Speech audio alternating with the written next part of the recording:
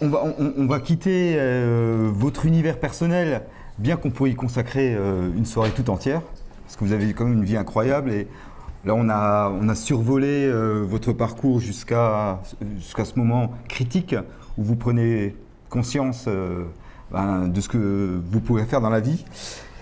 J'aimerais qu'on vienne à des choses plus concrètes, à ce que vous faites maintenant. Donc vous occupez beaucoup de prévention, beaucoup de jeunesse, beaucoup de réinsertion. Et ce qui m'intéresse, c'est le discours que vous pouvez tenir aux jeunes. Alors, on en discutait tout à l'heure, et vous parcourez les banlieues, où souvent dans les banlieues, il y a beaucoup de trafic, il y a beaucoup de délinquance. Vous rentrez dans ces quartiers, vous êtes face à des jeunes qui sont souvent paumés, qui sont déscolarisés, et pour qui souvent la prison, c'est un passage obligé, et c'est même une sorte comment dire, de rite initiatique. De rite, voilà, c'est ça, de rite initiatique, ouais. De bâton de maréchal. Ouais. Alors, comment vous expliquez à ces gens-là que la prison, en fait... Alors déjà, bon, ce qui m'a donné envie d'aller rencontrer ces jeunes, c'est déjà que ce qu'ils vivent, je l'ai déjà vécu, et ce qui les attend de pire, parfois aussi. Et donc, j'en pouvais plus de passer devant ces quartiers et de voir tous ces jeunes s'inventer une vie avec une cagoule sur la tête et des barrettes dans la poche ou des bonbonnes de cocaïne dans la poche. Et je me disais, mais jusqu'à quand ça va tenir? Jusqu'à quand? En intro, je voudrais aussi indiquer quand même ce qui m'a donné envie d'aller vers les autres, parce que c'est aussi ça le sujet, d'aller vers les autres. J'aurais pu me dire, bon, je sais ce qui les attend, mais c'est leur vie, c'est pas la mienne, je m'en fous. Non, moi, quand je suis sorti de prison, de mes 9 mètres carrés, le monde s'est ouvert devant moi, puisque j'ai été recruté dans une association d'insertion sociale et professionnelle au service de la solidarité internationale. Donc, autrement dit, on récupérait du matériel médical, sportif et scolaire qui était délabré ici en France, dans des collectivités et autres, et on les remettait en état dans des ateliers d'insertion et de réinsertion, puis ensuite on allait les installer dans des pays du Sud, face à face avec des populations en proie à des grandes difficultés. Donc je me suis réinséré moi par la solidarité. C'est la solidarité c'est l'envie d'aller aider les autres qui m'a aidé à me reconstruire. Et donc avec ça en tête, avec ce levier de réinsertion et d'insertion par excellence qui était celui de la solidarité, je me suis dit, mais voilà, ces jeunes, il faut aller les voir. Donc c'était déjà dans un élan solidaire que je viens les rencontrer. Ensuite, effectivement, mon expérience du milieu carcéral, de la banlieue, du quartier, de la délinquance, de la violence, m'a apporté ma légitimité en face de ces jeunes. Alors oui, moi je ne viens pas voir les jeunes à 10h du matin ou à 14h, je viens plutôt les voir entre 20h et minuit, parce que ce n'est pas les mêmes jeunes qu'on va rencontrer. Le jeune qui va voir les prescripteurs jeunesse à la mission locale ou ailleurs, c'est déjà un jeune qui est dans une dynamique d'essayer de trouver de quoi s'en sortir correctement, en respectant les lois. Par contre, celui qui se lève à 14h, qui va mettre une cagoule et qui va se mettre dans la cage d'escalier à vendre de la drogue, celui-là, ce n'est pas le même. Et donc, moi, c'est ceux-là que je viens voir. Et je viens les voir. Et alors, au début, dans n'importe quel quartier de France, alors au début, on me demande qu'est-ce que je cherche, qu'est-ce que tu veux, est-ce que tu veux quoi? Tu veux de la drogue, tu veux quoi? Donc je lui explique que je ne suis pas un client. Ensuite, il me dit, ah oui, mais donc tu es un RG, tu es un renseignement généraux, tu es un flic, tu es un quoi? Et moi, j'ai une tête de flic. Est-ce qu'un flic, ça a une tête déjà? C'est bizarre. Et donc, voilà. Et il me dit, mais alors, qu'est-ce que tu viens faire là? Je dis, moi, je viens voir des jeunes. Je suis venu voir des jeunes. Juste pour bien comprendre, c'est-à-dire que c'est une démarche de votre part, c'est-à-dire que vous dites, je vais aller dans un quartier tout seul et je vais aller parler aux gens, c'est ça? Ouais, simplement comme ça. C'est aussi simple que ça. D'accord. Parce que aussi, moi en fait, vous savez, dans mon parcours, je me suis rendu compte après la prison qu'il fallait que je fasse tout ce qu'on m'avait pas fait quelque part, tout ce qui m'avait manqué. Donc j'étais très conscient de tout ce qui m'avait manqué. Aujourd'hui, je suis un papa et j'aime mes enfants. Mais avant de savoir qu'il fallait que je les aime, je me suis d'abord posé la question de est-ce qu'on m'a aimé? Et de me dire, mais voilà, tout ce qui m'a manqué, en fait, est-ce que c'est pas ce que je dois donner en premier à mes enfants? Pareil, pour être un mari, ça n'a pas été facile. D'être un amant non plus, avec le parcours que j'avais. D'être un ami, ça n'a pas été facile non plus, avec le parcours que j'ai eu. Alors, j'ai regardé toutes les carences qui avaient été les miennes, tout ce qui aurait pu être ma vie si on m'avait apporté tout ce dont j'avais besoin. Et je me suis dit que tout ça, aujourd'hui, j'étais en capacité de le donner, de le transmettre. Que ce soit à mes enfants, à ma femme, mais aussi que ce soit à ces jeunes que je rencontre, ou à ces professionnels de jeunesse, finalement, à tous mes concitoyens, à tous les gens qui m'entourent. Et donc, c'est avec ça en tête que je viens les voir. Je viens les voir avec des bonnes intentions. Et donc là, c'est pour ça que je n'ai pas peur quand je viens les rencontrer, parce que moi, un jeune, ça reste un jeune. je ne le regarde pas à travers sa capacité à être dangereux, parce que moi je sais ce que c'est que le danger, j'étais aussi quelqu'un de violent. Et vous savez, tout à l'heure peut-être on a parlé de violence, mais pour vous indiquer que j'étais de ceux qui étaient capables de sauter sur la tête de quelqu'un à pieds joints et d'avoir qu'une seule question à l'issue de cette scène, c'est de comment est-ce que je vais nettoyer mes chaussures. Voilà, j'étais de ceux-là en termes de violence. Donc quand je rentre dans une cage d'escalier et que je vois des gamins de 14 à 18 ans qui se mettent une cagoule, qui écoutent du rap très fort, qui boivent de l'alcool et qui fument du shit, ça ne me fait pas trop peur. Et donc c'est ce que je viens lui indiquer. Et dans mes yeux, ça se voit aussi que j'en connais une autre histoire de la violence. Alors tu peux t'inventer une vie de violent, tu peux écouter la télé, écouter les médias, écouter Booba ou un autre rappeur que tu entendras à la radio, mais en ce qui me concerne, ça ne me fera pas peur. Alors tu peux aussi faire peur, c'est ce que je lui indique, tu peux faire peur à Madame Michon, 75 ans, qui n'arrive pas à rentrer chez elle parce que vous êtes 15 dans le hall de la cage d'escalier et que vous êtes en train de fumer. Tu peux faire peur à autant de boîtes à lettres que tu veux, mais lorsque tu vas te retrouver dans une cour de promenade et que tout le monde voudra tes chaussures ou ton blouson, ça va être autre chose. Et avec le petit corps que tu as, d'enfant là, de 14 ans, de 13, de 15, de 16 ans, tu ne vas pas faire long feu en prison parce que la prison c'est fait pour les plus forts d'entre nous. C'est presque pas fait pour des hommes, c'est fait presque pour des animaux. Et tu m'as l'air d'un homme plus que d'un animal ou d'un enfant. En tout cas, il te manque des crocs, il te manque des griffes pour faire ta place dans cette promenade. Donc voilà, moi, ce que je viens lui indiquer, et quand il me dit, oui, mais moi, tu sais, j'ai pas le choix, je fais ça parce que je veux nourrir ma famille. Ah, qu'est-ce que tu fais pour nourrir ta famille? Bah, tu vois, je vends de la drogue et tous les soirs, je pose 200 € sur le frigo de la cuisine de ma mère. Et c'est comme ça qu'elle paye les factures. D'accord? C'est vrai qu'elle paye les factures. Mais quand il faudra payer ton avocat, et quand il faudra t'envoyer des mandats, et quand il faudra venir te voir en traversant la France avec des transports comme des trains ou des taxis, ou quand il faudra dormir sur place parce que tu as été trop loin, c'est pas un investissement plutôt que tu es en train de faire, plus que de payer le loyer? Donc voilà, on parle de tout ça.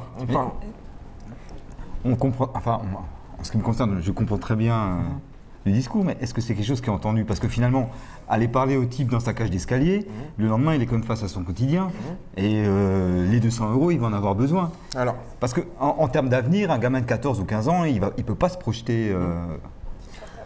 Alors, bien sûr, alors il y a ce truc, oui, mais comment on fait?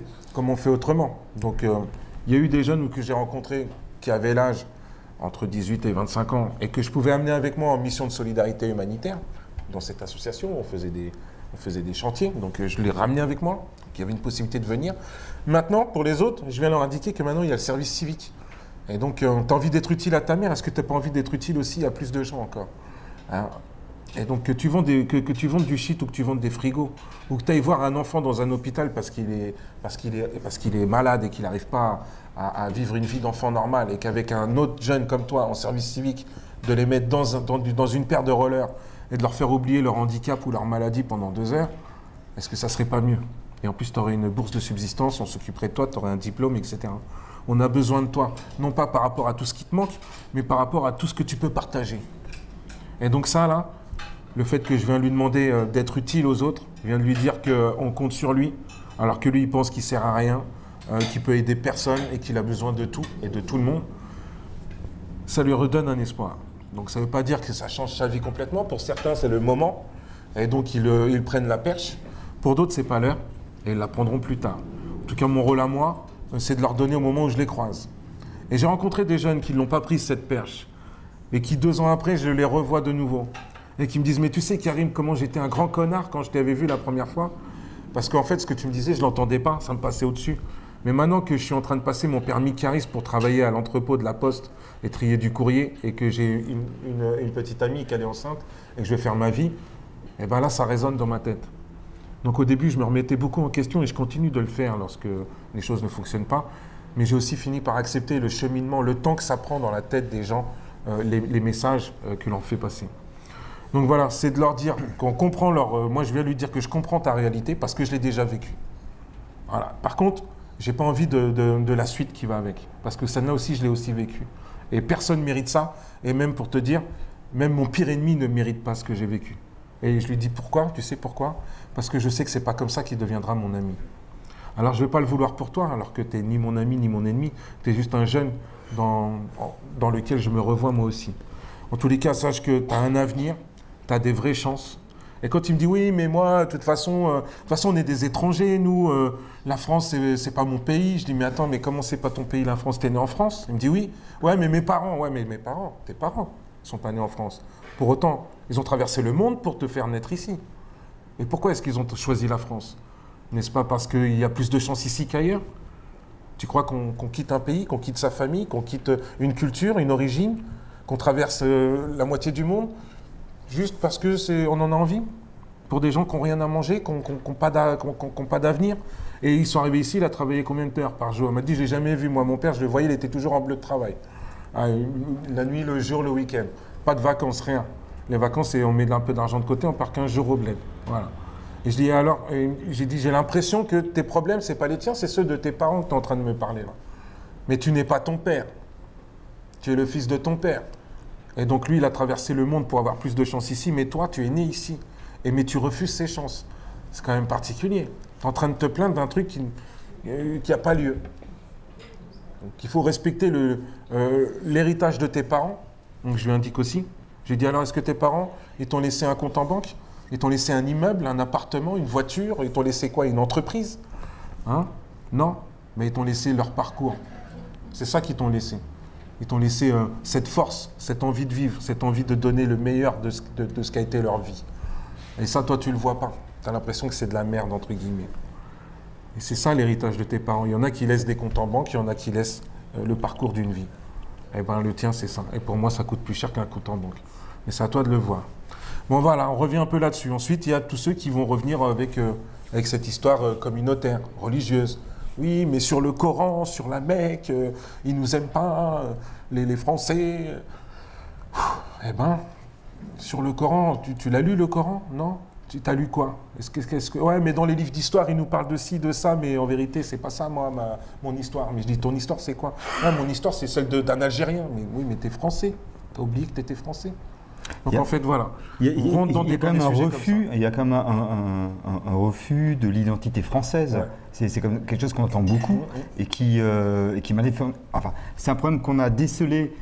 Peut-être qu'on l'avait en tête, mais qu'on a décelé au moment des attentats de Charlie, c'est qu'il y a une partie de la population qui ne se reconnaît pas française, de par aussi la religion. Et est-ce que ça, c'est quelque chose qui est de plus en plus flagrant?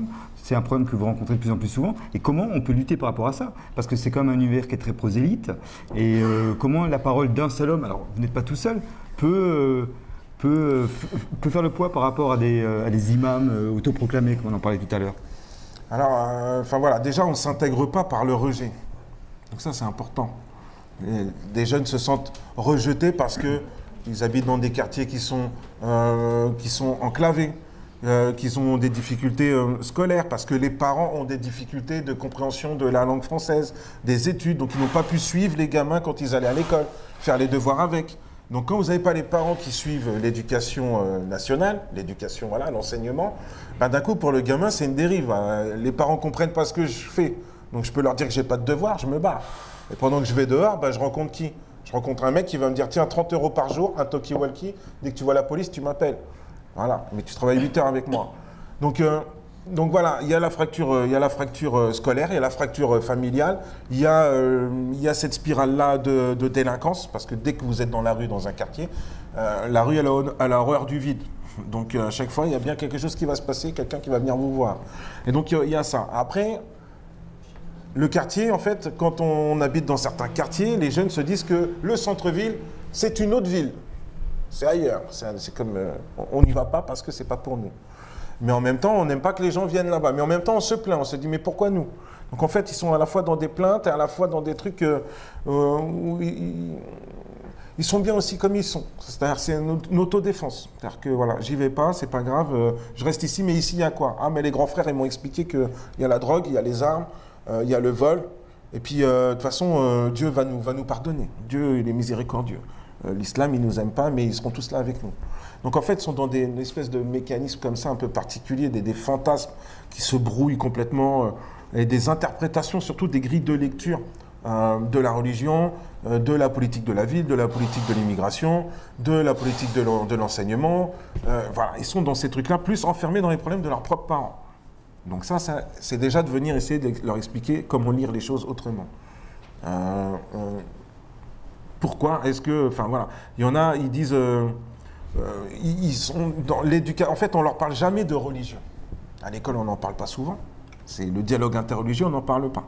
Donc, pour éviter ce genre de choses, je pense que parler religion, c'est pas du prosélytisme radical. On a le droit de parler religion, même dans un pays laïque.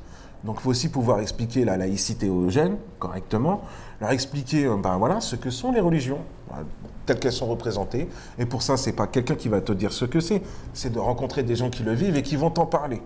Et qu'on puisse avoir ensemble un débat sur ton interprétation de ce qu'est la religion, de ce qu'est la religion de l'autre, la différence de l'autre, éduquer les jeunes finalement à avoir un seuil de tolérance qui s'élève tous les jours un peu plus à la différence de l'autre. Et pour ça, eh ben, il faut pouvoir leur faire comprendre ce qui se passe autour d'eux. Et si la religion est un problème, alors il faut pouvoir en parler. Et donc poser le dialogue interreligieux, ça doit se faire dans des associations dans les quartiers, ça doit se faire à l'école, ça doit se faire dans les prisons, ça doit se faire avec des familles. Parce que les familles aussi ont besoin d'en parler, parce que quand à la maison on est en mode radical, parce qu'il y a un repli identitaire, un repli communautaire, un repli religieux, on se referme sur nous parce qu'on ne comprend pas les autres. Voilà, on se referme sur nous avec le plus dur de ce qui pourrait nous protéger. Voilà, et ben là, du coup, ça devient très radical. Donc voilà, pour moi, c'est un peu ça, et c'est un peu sur tous ces niveaux-là. Il n'y a pas que les jeunes qu'il faut pouvoir accompagner, ce sont les familles, ce sont aussi les acteurs jeunesse, ce sont aussi les collectivités, ce sont aussi les municipalités, enfin voilà, tout ce qui fait tourner la cité.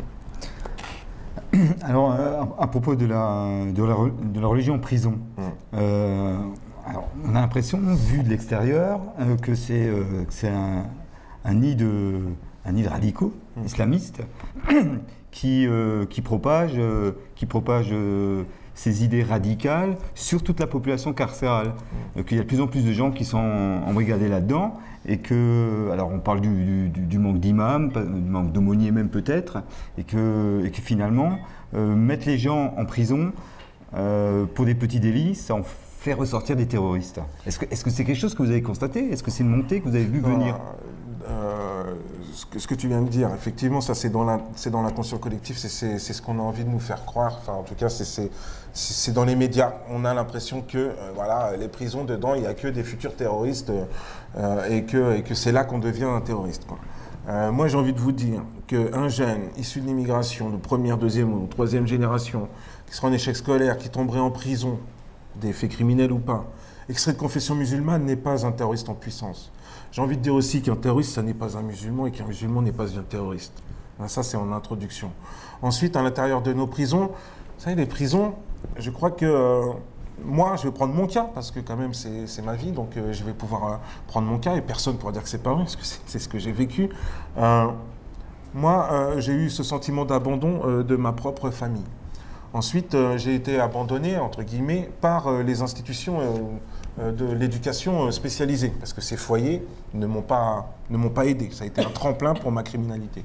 Puis ensuite, je me suis senti abandonné par ma justice lorsque me proposait 9 mètres carrés avec 5 personnes pour me réparer. Donc j'avais un sentiment d'abandon général, celui de toute une nation, de tout un pays. Et vous savez, quand vous n'avez pas de parents, à un moment donné dans votre vie quand même, alors, je ne sais pas, j'étais un faux orphelin, ben, je me suis fabriqué mes propres parents. Voilà. Mais pour ça, je me suis fabriqué les meilleurs des parents. Alors, je me suis fabriqué la meilleure des mamans, elle s'appelait Marianne. Et on la connaît tous, parce que je me suis dit qu'une femme qui pouvait protéger toute une nation, eh bien, elle pouvait être aussi ma maman à moi. Le second, c'était mon papa. Et le meilleur papa du monde, pour moi, c'était Dieu. Parce que Dieu, lui, saurait me pardonner, alors que même tous les hommes, s'ils se montaient les uns sur les autres jusqu'à toucher la lune, n'y arriveraient peut-être même pas. Alors oui, j'avais les meilleurs parents du monde et ça m'a redonné de l'espoir. Je crois que les religions, elles sont là aussi pour cela. Et elles étaient là pour nous aider à avoir de l'espoir, nous aider à vivre ensemble, avant même que l'on s'organise au niveau social. Alors, on a besoin de religion dans nos prisons. Parce que c'est un lieu de souffrance, parce que c'est un lieu où on a besoin d'espoir, parce que c'est un lieu où on a besoin d'être pardonné, parce que c'est un lieu où on a besoin de se reconstruire. Parce que voilà, c'est un lieu où les gens meurent et des gens survivent. Et donc la religion, elle a sa place dedans. Et quand vous vous sentez abandonné par tout ce qui vous a entouré jusque-là, à un moment donné, vous avez besoin de prendre la main de quelque chose qui vous tend. que ça soit quelqu'un, que ce soit quelque chose qui vous fasse comprendre que vous existez encore, que vous êtes vivant, qu'on compte sur vous, que vous êtes utile. C'est pour ça que le sentiment d'utilité, aujourd'hui, je l'utilise avec les jeunes. Mais c'est parce que je connais cette force aussi. Quelqu'un qui n'a existé pour personne d'autre dans sa vie, un jour on vient lui voir et on lui dit « t'es utile, on a besoin de toi ». Ça peut changer toute sa vie, ça le revalorise, ça le réanime complètement. Alors, dans ces prisons, il y a un fort besoin, il y a un fort regain de spirituel et de religiosité. Parce que c'est le lieu qui demande ça, c'est le fermé, etc. Ensuite, on est en proie à notre culpabilité. On est tous là parce qu'on a fait quelque chose de mal. Et la prison, elle est connotée. Péché, châtiment, repentir, rédemption. Moi, j'ai cherché la réinsertion. Dans mes 9 mètres carrés, j'ai cherché partout et j'ai trouvé que la rédemption. Donc voilà, j'ai vu que les hommes voulaient que je m'amende, mais ne me donnaient aucun moyen pour le faire. Par contre, Dieu m'avait donné toute la vie pour y arriver. Et chaque jour qui passait me montrait qu'il m'aimait encore et qu'il me faisait confiance dans ma capacité à trouver la solution. Donc la religion est très importante en prison. Et si aujourd'hui il y a du prosélytisme, et ce n'est pas qu'aujourd'hui, parce que moi j'ai été approché par des radicaux en 96, dès mon entrée en prison. Et 96, c'était après 95, donc les attentats de Saint-Michel à Paris, de RER. Et donc là, il y a eu une forte communauté musulmane et des gens qui s'autoproclamaient musulmans dans la prison. Et ce groupe dont je vous parlais tout à l'heure de musulmans qui priaient, eux, ont été des radicaux. Et donc pendant un moment, moi j'avais besoin d'exister. Et donc quand ils sont venus me voir et que voilà, au début c'était très simple, et ben ouais, j'ai accepté de rentrer dans le groupe. Mais le jour où il est venu me voir, cet imam autoproclamé parmi les détenus, et qu'il m'a dit, écoute maintenant Karim, tu es musulman, ton devoir c'est de défendre l'islam. Et défendre l'islam, ça veut dire quoi? Ça veut dire aller tuer les mécréants partout où tu les trouveras. Waouh! Alors que moi j'étais rentré dans l'islam pour canaliser ma violence, là ils m'ont proposé plus que je n'en avais jamais imaginé. Et donc en même temps qu'il m'a dit ça, j'ai bien compris que ce n'était pas de l'islam dont il me parlait, mais une sorte de violence que je ne connaissais pas encore. Donc, et s'il a pu s'autoproclamer imam dans cette prison, c'est bien parce qu'il n'y avait pas d'imam dans cette prison. C'est bien parce qu'il n'y avait pas d'aumônier musulman dans cette prison. Donc aujourd'hui, sur un parc pénitentiaire d'environ 200 prisons, vous aviez 150 aumôniers musulmans. Donc déjà même pas un par prison. Alors qu'on n'a même pas d'études, mais on sait que la plus forte communauté des détenus, c'est quand même de confession musulmane. Donc là où il y a le plus de gens de confession musulmane, c'est là où il y a le moins de gens qui pourraient leur permettre de vivre un culte correctement. Moi, j'ai mis 5 ans et demi dans 15 établissements pénitentiaires avant de rencontrer un aumônier musulman. Et quand je l'ai rencontré dans un lieu de culte dédié aux chrétiens. Donc ça ne m'a pas dérangé qui est Jésus accroché au mur. Ça ne m'a pas dérangé qui est tout ça parce que j'étais venu rencontrer un homme et parler de spirituel avec lui. Mais je sais aussi que d'autres musulmans ne sont pas venus le rencontrer parce que le lieu de culte n'était pas adapté.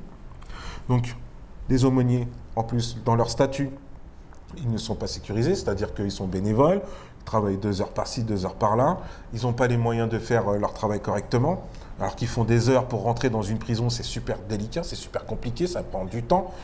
Quand on vient faire en plus, quand on vient faire un culte, quel qu'il soit, on a besoin de temps en face à face, individuel avec les gens, pour pouvoir parler de leurs douleurs, de leurs souffrances, des questionnements qu'ils peuvent avoir au niveau spirituel et philosophique. Mais on a aussi besoin de temps très collectif, pour faire le prêche collectif, bien sûr, mais on a aussi besoin de temps pour poser le dialogue interreligieux, notamment, pour parler de l'actualité, de tout ce qui peut se passer, d'avoir des sujets sur lesquels on peut discuter et essayer de... j'ai envie de dire, relativiser la grille de lecture des individus sur des éléments donnés, que ce soit de l'actualité, que ce soit du religieux, que ce soit du radicalisme.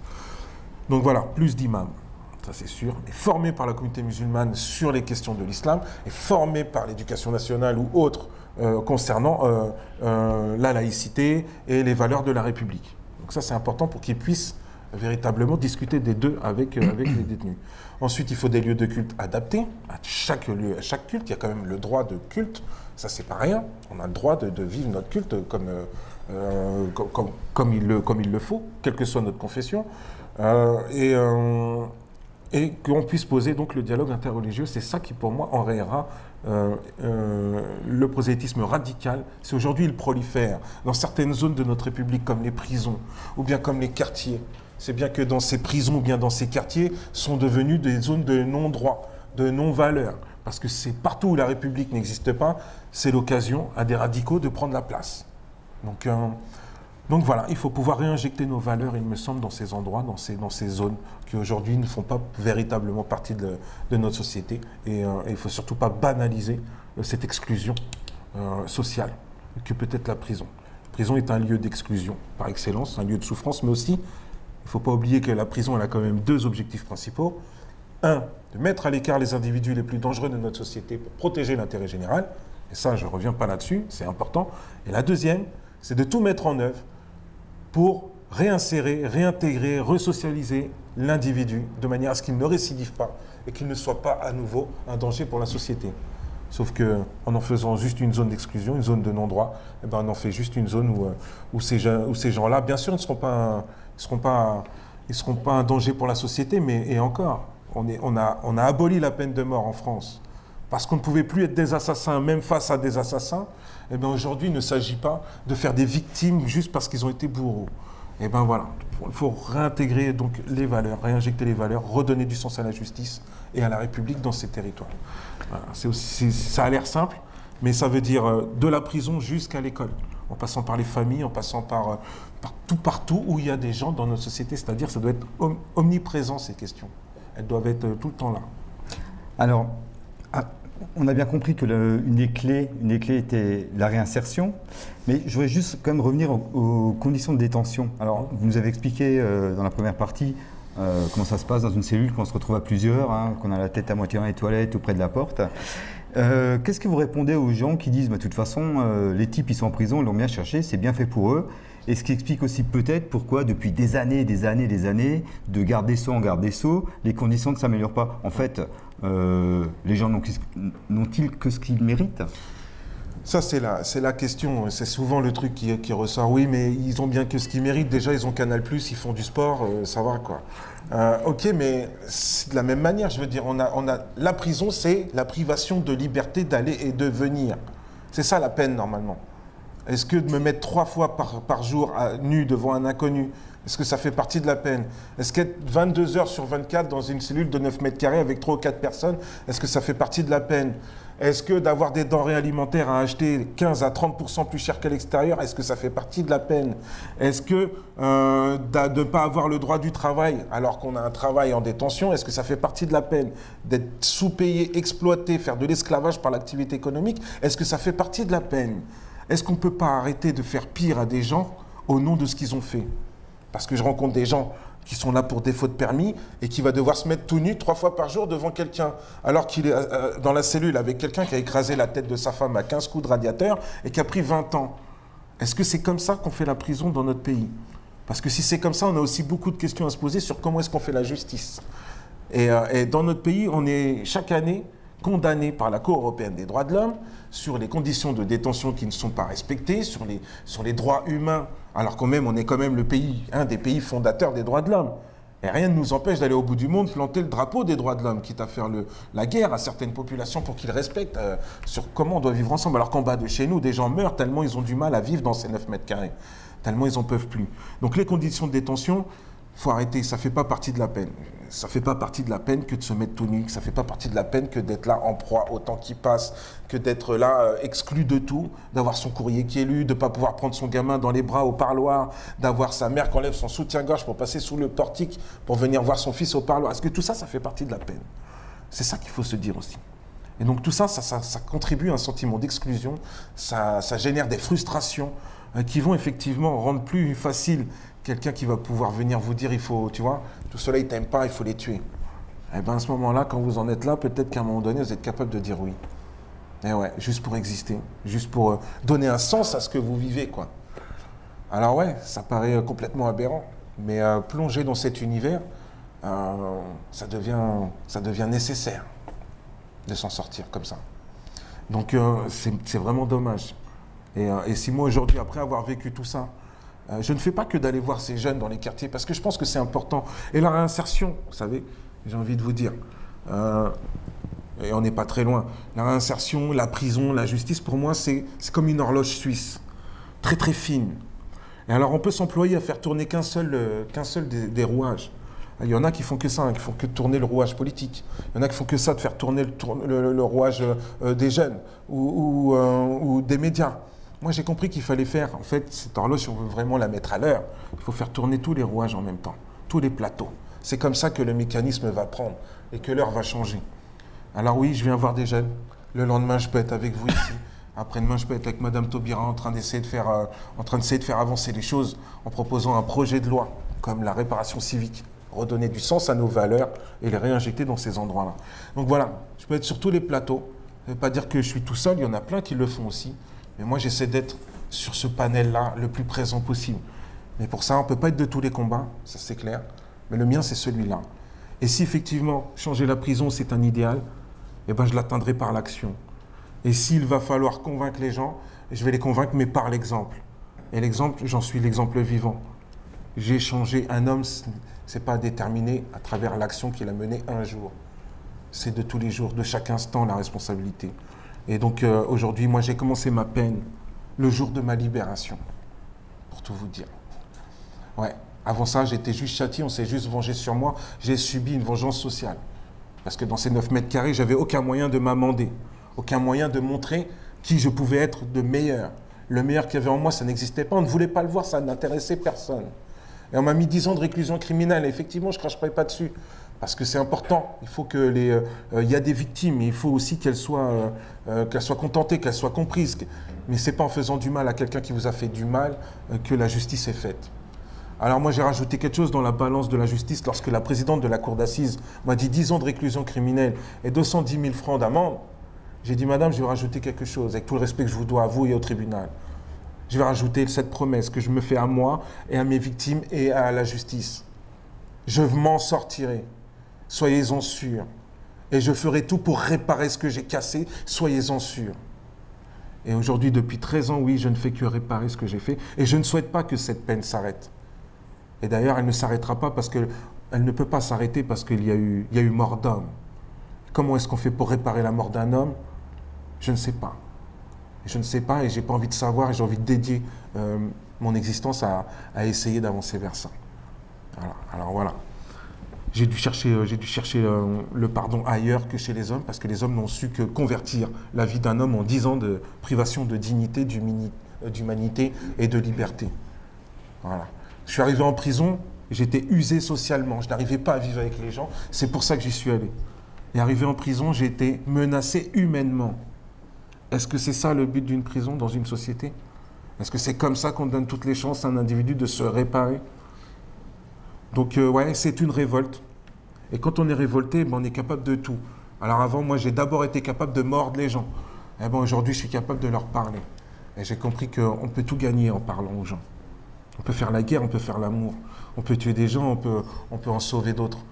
Et ben voilà, aujourd'hui, j'ai compris que c'était mon truc. Et que c'est comme ça, en fait. On m'a fait du mal en me parlant, mes parents, en m'insultant, les éducateurs, en me menaçant, la justice en me condamnant. Et ben moi, aujourd'hui, je me fais du bien et je fais du bien en m'amendant avec cette même langue. Alors, cette conviction, cette force de conviction que vous avez en vous, hein, c'est très impressionnant. Comment, au quotidien, vous mettez ça en œuvre, vous mettez tout en branle, j'allais dire, pour aller convaincre les gens, pour les sortir les gamins, pour mettre en place des systèmes de réinsertion. En quoi la réinsertion, ça va être quoi? Moi, je suis sur plusieurs principes, je vous l'ai indiqué. Pour moi, il y a plusieurs leviers qui sont des leviers très intéressants pour la réinsertion. Et ce n'est pas des leviers très modernes, c'est des leviers qui sont là depuis toujours. Je pense à un levier qui est la solidarité. Quand vous donnez la possibilité à quelqu'un d'aider quelqu'un d'autre, même alors qu'il a lui-même besoin d'aide, d'un coup, il se reconsidère autrement, il se regarde autrement, il se projette autrement. Donc pour moi, la solidarité est un levier indispensable, incontournable de la réinsertion et même de l'insertion. Parce que moi, on m'a demandé de me réinsérer alors que je ne m'étais jamais inséré. Alors, essayez d'imbriquer un carré dans un triangle, vous allez vous rendre compte que c'est compliqué. Et j'ai dû redevenir quelqu'un que je n'avais jamais été et puis refaire des choses que je n'avais jamais faites. Mais c'est ce qu'on me demandait pour me réinsérer. Donc, la solidarité est un levier d'insertion et de réinsertion intemporel. Et le second, on est quand même en société. On est en société et en plus on a une république, on a des valeurs. Il y a des gens qui sont morts pour qu'on ait ces valeurs. Et ben donc la citoyenneté est un deuxième levier pour la réinsertion. La solidarité, je l'ai utilisée avec des jeunes pour leur montrer qu'ils étaient capables d'aider des gens qu'ils ne connaissaient pas et qu'ils ne reverraient peut-être jamais. Lorsque j'ai fait ces chantiers à l'humanitaire, dont on a oublié de parler tout à l'heure, où j'ai avancé, et qu'on se rend compte qu'on va voir des populations qu'on ne reverra jamais, mais et avec qui on n'arrive même pas à parler parce qu'on ne parle pas leur langue. Mais quand on vient améliorer le quotidien des gens, ils ne l'oublient jamais et au moment de votre départ, ils s'accrochent à votre pantalon pour pas que vous partiez, tellement vous avez créé des liens forts avec eux. La citoyenneté, c'est aussi ça, c'est aussi montrer à tout un pays que, bien sûr, on dit souvent, ah oui, mais les jeunes appartiennent à la France. Ouais, c'est vrai, mais la France appartient aux jeunes aussi. Et ça aussi, il faut pouvoir leur montrer correctement. Et la meilleure manière de leur montrer, c'est pas en les ghettoisant, c'est pas en les rejetant. C'est en leur disant qu'on a besoin de vous, c'est en les élevant, en les revalorisant, en leur disant on a besoin de vous pour œuvrer sur des champs de notre société dont on n'a pas de solution et on vous fait confiance à vous les jeunes, pour aller travailler sur l'isolement des personnes âgées, sur la précarité énergétique des gens dans les quartiers. On a besoin de vous pour aider les gamins à redevenir des enfants alors qu'ils sont malades. On a besoin de vous pour aller lutter contre la précarité alimentaire, contre tous les maux de notre société. Ouais, vous êtes les pompiers de la société. Mais il n'y a pas besoin qu'il y ait le feu pour qu'on vous envoie. Il y a juste besoin d'être un jeune. Et quand un jeune, on l'envoie, on le responsabilise comme ça, c'est tout ce qu'on demande, à être utile, d'être reconnu. C'est une sorte d'amour, en fait, quand on a besoin de vous. On compte sur vous. Donc, les deux leviers, c'est ça. Et donc, les jeunes, je viens les voir pour leur indiquer qu'on a besoin de toi pour aider les autres. Je m'en fous de ce que tu possèdes. Si tu savais, qu'est-ce que j'en ai rien à foutre de ce que tu possèdes. Moi, ce qui m'intéresse, c'est ce que tu partages. Voilà, c'est ça qui m'intéresse. Oui, mais j'ai rien. T'es sûr que t'as rien? Tu sais pas donner la main à ton petit frère quand il sort de l'école? Tu sais pas porter les bagages à ta grand-mère quand elle sort du magasin ou à ta voisine? Je te demande pas de décrocher la lune ou de marcher sur les mains. Je te demande de faire des choses que tu sais déjà faire, mais que tu crois pas que c'est utile parce qu'on te l'a jamais dit. Et donc, quand vous êtes parfois la première personne à venir voir un jeune et lui dire qu'on a besoin de lui, hein, vous vous rendez compte de l'impact que ça peut avoir dans son regard. Et j'en croise, hein, j'en ai plein maintenant. J'ai plein d'expériences comme ça. J'ai accompagné plus de 300 jeunes en service civique. On m'a fait confiance à moi, ancien détenu, ancien délinquant, ancien criminel, pour accompagner des jeunes dans leur cheminement civique et citoyen. Si ce n'était pas ça la preuve que tout est possible, et ces jeunes aujourd'hui deviennent, il y en a même sur le conseil régional ou conseil général d'Alsace, aujourd'hui sont des conseillers territoriaux, etc. C'est quand même... Donc tout est possible. Si ça a été possible pour moi, c'est possible pour tout le monde. Je ne suis pas un prophète, je ne marche pas sur l'eau. Je suis comme tout le monde, j'ai froid, j'ai peur, je vais aux toilettes. Je veux dire, ça... Et donc c'est possible pour tout le monde. Il y en a pour qui ça peut marcher comme ça et d'autres, il va falloir attendre. Solidarité, citoyenneté, les leviers principaux, primordiaux.